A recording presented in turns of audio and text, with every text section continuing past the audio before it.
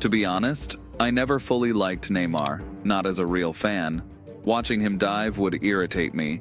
Seeing those party pictures made me wonder, is this guy actually serious about the game?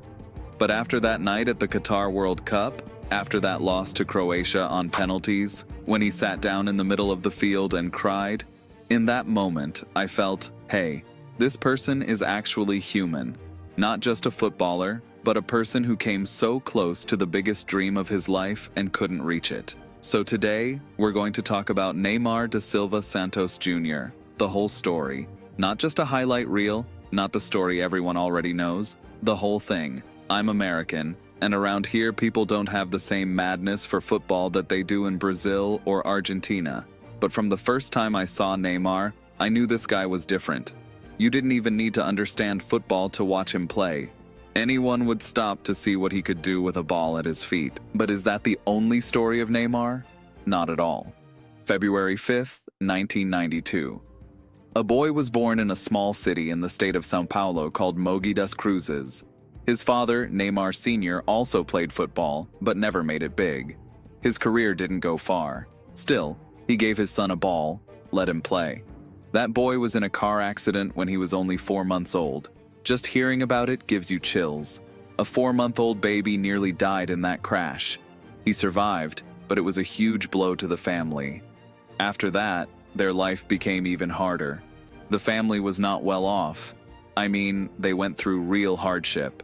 His father worked several jobs at once just so his son could play football.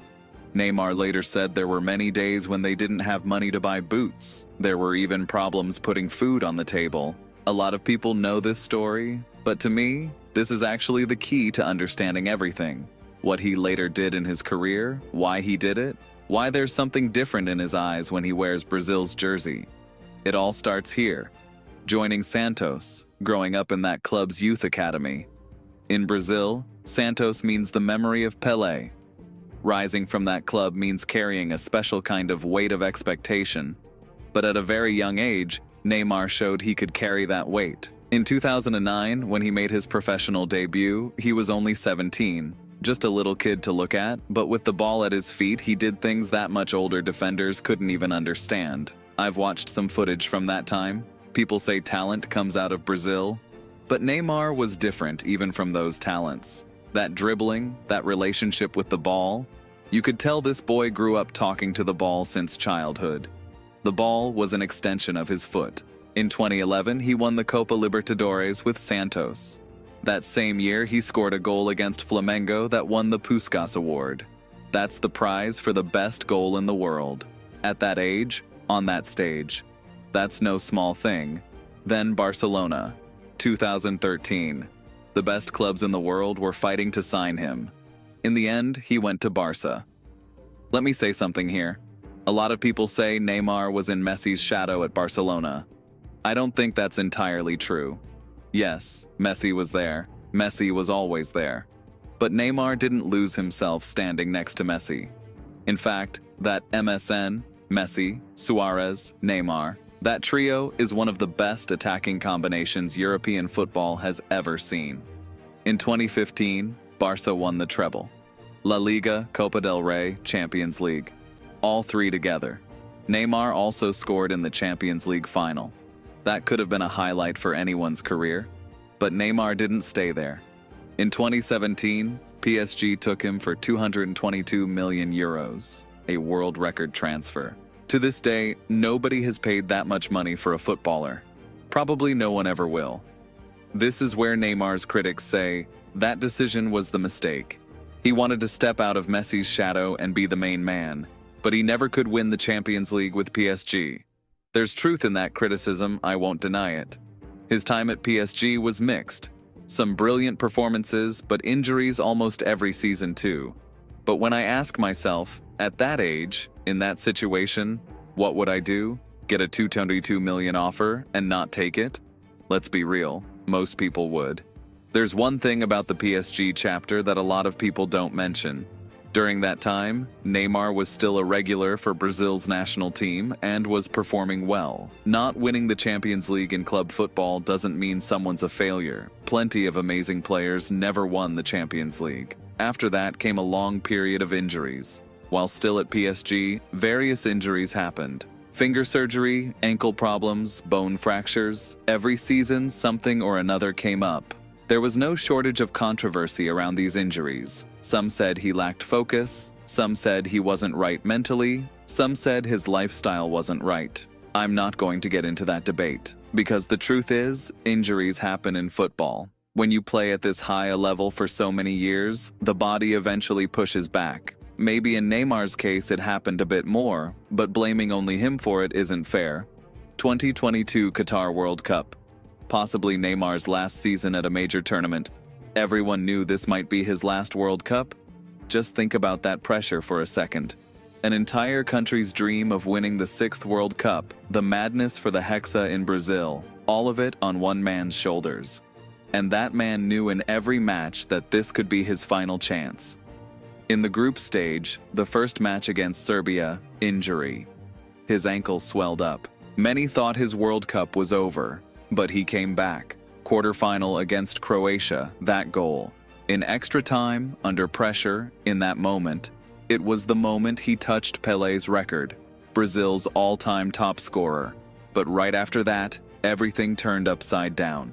Penalty shootout, Brazil lost, and Neymar sat on the field crying. I can't forget that image. Many people won't. Because in that crying, sure, there were tears of failure, but more than that, it was the tears of a person watching the biggest dream of his life slip away just when it was so close.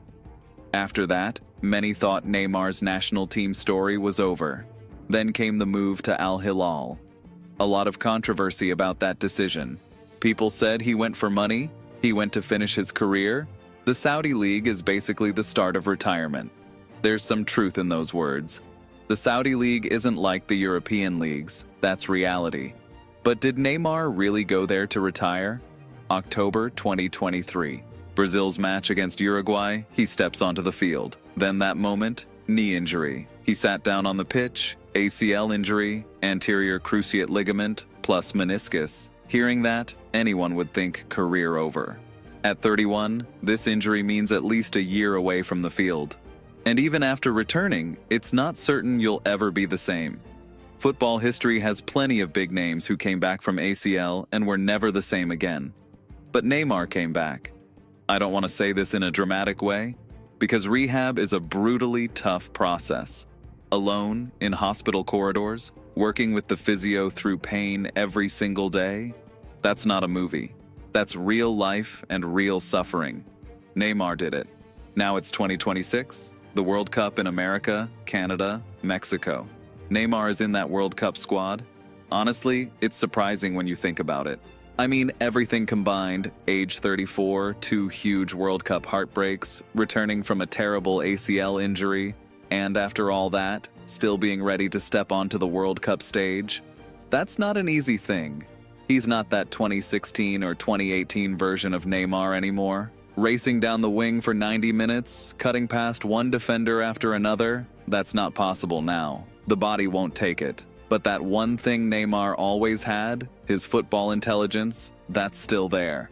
Maybe it's even sharper now. Now he plays from midfield. He creates the play. Who to pass to, when to hold the ball, when to increase the pressure. He makes those decisions, and in this area, he's still one of the best in the world. Brazil's coach, Dorival Júnior, has understood this. That's why Neymar hasn't been tied down to one position. In midfield with a free role, he can go where he wants, play how he wants, and how dangerous Neymar can be with that freedom is something to watch. But I'm a realistic person, so I'll also say one thing: whether Brazil wins the 2026 World Cup doesn't depend entirely on Neymar. Brazil now has a really exciting generation. Vinicius is there, Rodrigo is there, and many more. If Neymar stays fit and plays well, he can make a huge difference. That's true. But expecting a 34-year-old player who just came back from a serious injury to deliver consistent performances across 7 matches? That becomes too much to ask. Maybe he won't be able to play every match this World Cup. Maybe he'll be on the bench for some. Maybe one day a moment will come when a pass leaves his foot and changes the match. Or maybe it won't. That's the beauty of football. It's not written beforehand. What can be said beforehand is that watching Neymar in this World Cup will be an experience in itself.